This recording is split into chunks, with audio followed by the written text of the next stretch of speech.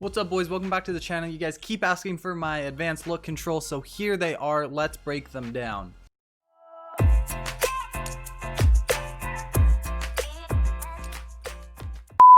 This video is going to be kind of boring, so yeah, I apologize in advance. I don't know how I can make looking at controls fun.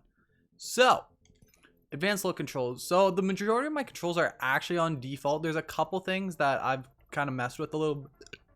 And the biggest thing I want you to take away from this video is that these are my controls. This is what feels good for me. You probably have different hands and things are going to feel different for you. So please use this as a starting point and then change these controls as you go. So first one, dead zone. You want to turn this to as little as possible. What dead zone is basically on older controllers, sometimes there's stick drift, meaning that for some reason there's an input. So if you have stick drift, it'll look like this. Your controller will like slowly turn one way all the time, and that's not very good.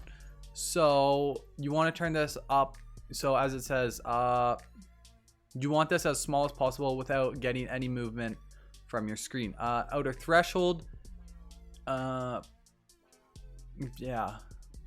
So this is where your extra yaw, extra pitch takes in. As you can see from the circle there, that is when your extra yaw and extra pitch is, which we'll get into a little later. Response curve basically shows you how linear and how exponential your response curve is. As you can see, by changing this, I'll make it less linear, and turning it down makes it more linear.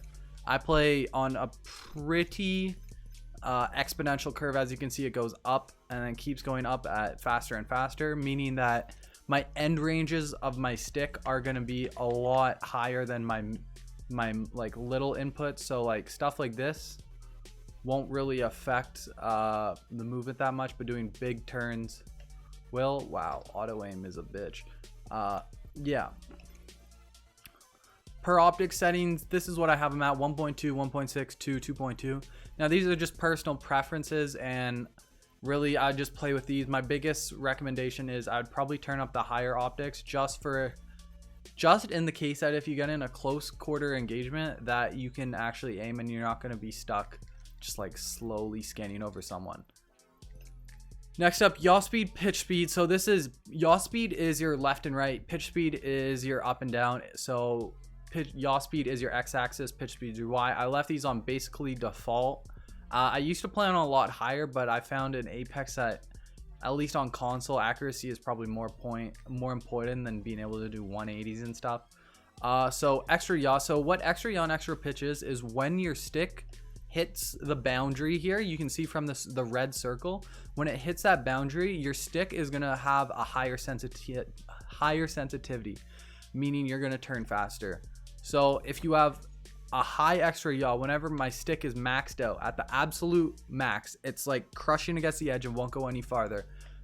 That's where your extra yaw is going to be. But any micro movements like this, you're going to have no extra yaw. So this means that extra yaw allows you to turn really quickly, but still have control over these like little ranges here. And yeah, pitch speed I left regular. Turning extra, I used to have this higher, but I've turned this down too a little bit. Turning extra pitch, I turn this up a little bit just for, normally it's on default, but because I play on a low Y sensitivity, if say someone's going up a zip line, that I can track them pretty easily, and but still have playing on a low sensitivity, so that anytime I'm shooting a gun, we'll say P20, sorry, not a P20, that's a bad choice, let's say R301, that I can still control recoil pretty easily. So ramp up time and ramp up delay. What ramp up time is how long it takes for any extra yaw and extra pitch to reach its full strength. So if say it's maxed out, let's say my stick is maxed out, there's going to be a delay from it going to the full. Let's say when your stick is at the absolutely max, that's a 10, and that when your yaw speed whenever you're turning is a 3,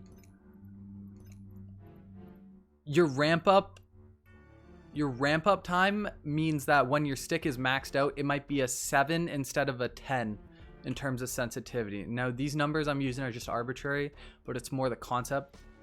it's not gonna apply the full extra yaw right away. And then ramp up time is how long to wait before applying. Yeah, and then there's ramp up delay, which I would definitely leave off. As you can see, my ADS and stuff, I actually play on a pretty low ADS speed, just for the fact that really, if someone's super close range, I'm not going to be hip firing anyway. So I want good control.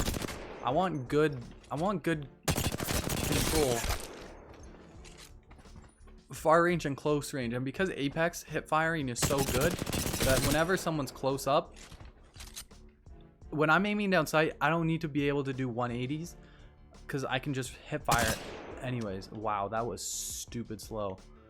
Wow. Yeah, I've definitely turned down my sensitivities in the last little bit, and it's definitely helped. Yeah, I've left extra yaw, extra pitch, basically default. ADS ramp up time turned down a little bit. Honestly, yeah, my controls used to be a lot weirder, but they are what they are now. Obviously, leave target compensation on. Yeah, boys, these are my ALCs. I'll throw a little button up above, and that's all my buttons, in case you guys were wondering that too. That's where it gets a little weird. I use like R2, R3, and stuff for looting. Yeah, boys, this is my ALC. Thanks for stopping by, and I will see you guys in the next one.